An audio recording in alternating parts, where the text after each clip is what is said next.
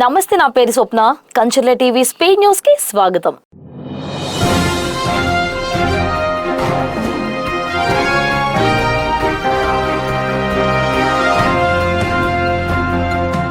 Vizianagaram parliament సభ్యులు కల్సెట్టి అప్పలనాయుడు సోమవారం స్థానిక టీడీపీ కార్యాలయంలో ప్రజా దర్బార్ నిర్వహించారు. ఈ సందర్భంగా ప్రజల నుంచి వచ్చిన వినతులను స్వీకరించి తక్షణ పరిష్కారం కోరుతూ సంబంధిత అధికారులకు ఫోన్లో సంప్రదించి ప్రజల సమస్యల పరిష్కారానికి కృషి చేశారు. ఈ కార్యక్రమంలో స్థానిక టీడీపీ నాయకులు, కార్యకర్తలు పాల్గొన్నారు.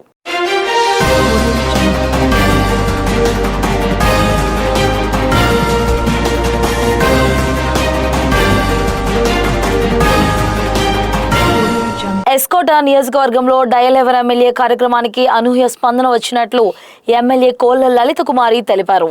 గంట సేపు కొనసాగిన ఈ కార్యక్రమానికి మంచి స్పందన లభించింది. నియోజకవర్గ నలుమూలల నుంచి ప్రజలు ఫోన్ చేసి ఎమ్మెల్యే లలిత కుమార్ దృష్టికి తమ సమస్యలు తీసుకొచ్చారు. మొత్తం 170 మిస్ కాల్స్ రాగా 50 మందితో ఎమ్మెల్యే మాట్లాడారు. ప్రజల సమస్యలు విన్న ఎమ్మెల్యే వాటి పరిష్కారానికి తగు చర్యలు చేపడతానని హామీ ఇచ్చారు.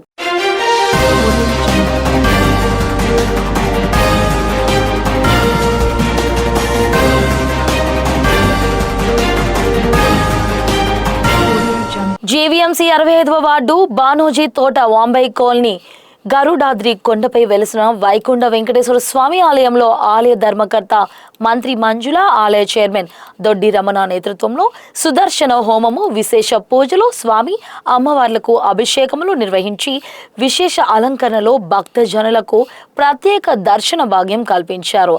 అనంతరం భక్తులు తీర్థ ప్రసాదాలు స్వీకరించి స్వామివారి కృపకు పాత్రులు అయ్యారు.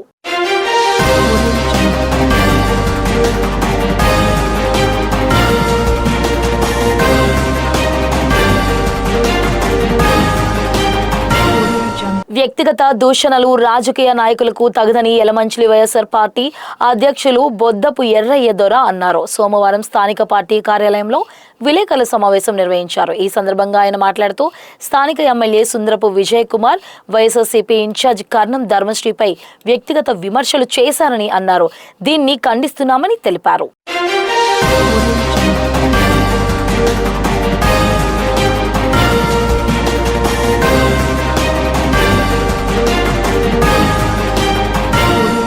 ఆర్థికంగా చితికిపోతున్న పేద కుటుంబాలకు కల్చర్ ఫౌండేషన్ ఎప్పుడూ అండగా ఉంటుందని బీజేపీ రాష్ట్ర మీడియా పెనలిస్ట్, గాజువాక బీజేపీ కన్వీనర్ కర్ణం రెడ్డి నరసింహారావు, 75వ వార్డు మాజీ కార్పొరేటర్ పులి లక్ష్మీబాయి అన్నారు.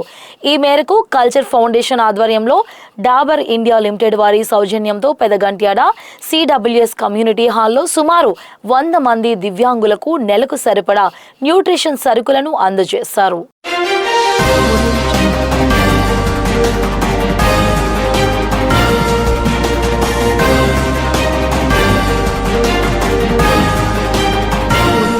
మహిళలు, బాలికలు తమ భద్రత విషయంలో ఎల్లప్పుడూ అప్రమత్తంగా ఉండాలని, ఎలాంటి వేధింపులు ఎదురైనా వెంటనే తల్లిదండ్రులు, ఉపాధ్యాయులు లేదా పోలీసులను ఆశ్రయించాలని Cheepurupalli sub inspector P Uma Venkateswararao సూచించారు.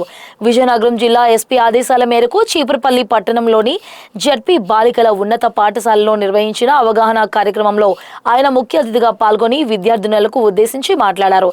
ఈ సందర్భంగా గుడ్ టచ్, బ్యాడ్ టచ్, మహిళల భద్రత, రోడ్డు భద్రత, సైబర్ నేరాల నివారణ, గంజాయి తదితర మత్తు పదార్థాల దుష్ప్రభావాలపై విద్యార్థినులకు అవగాహన కల్పించారు.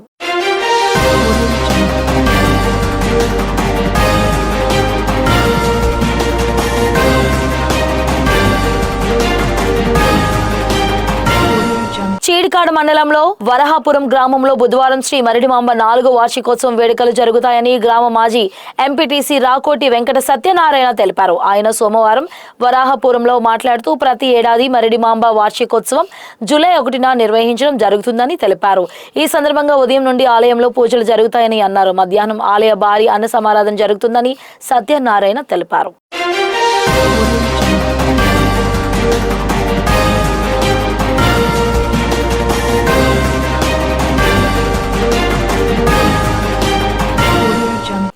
విద్యార్థులు ప్రభుత్వ పాఠశాలలో చదివితేనే మంచి భవిష్యత్తు ఉంటుందని మండల విద్యాశాఖ అధికారి సుకుమార్ అన్నారు.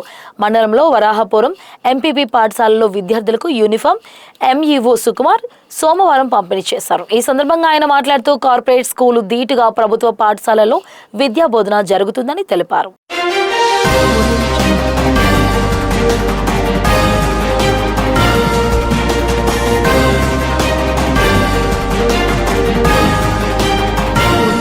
రాయల్ క్లబ్ వారి ఆధ్వర్యంలో పోల్శెట్టి చంద్రరావు సౌజన్యంతో పోల్శెట్టి ఆంజనేయులు, పోల్శెట్టి అమ్మాజీ, పోల్శెట్టి పద్మిని, రాజశ్రీ, పోలిశెట్టి రాజేంద్ర ప్రసాద్, డాక్టర్ చినిమిల్లి సత్యనారాయణరావుల జ్ఞాపకార్థం కొప్పర్ గ్రామంలో పేదలకు, వృద్ధులకు 300 దుప్పట్లు పంపిణీ చేశారు. ఈ కార్యక్రమానికి ఆర్గనైజేషన్ పోల్శెట్టి గణేష్ రావు, పోల్శెట్టి వీరప్ప, పోల్శెట్టి కుటుంబ సభ్యులు, గ్రామస్తులు పాల్గొన్నారు.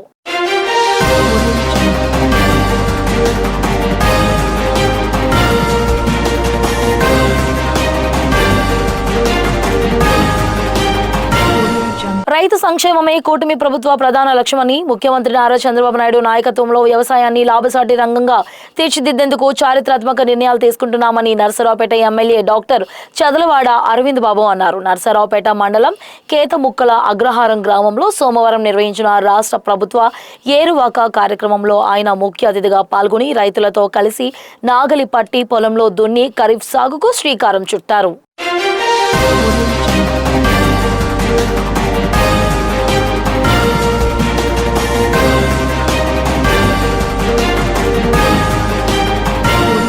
ఇవి ఇంతవరకు నా అప్డేట్స్. చూస్తూనే ఉండండి కంచెల టీవీ స్పీడ్ న్యూస్.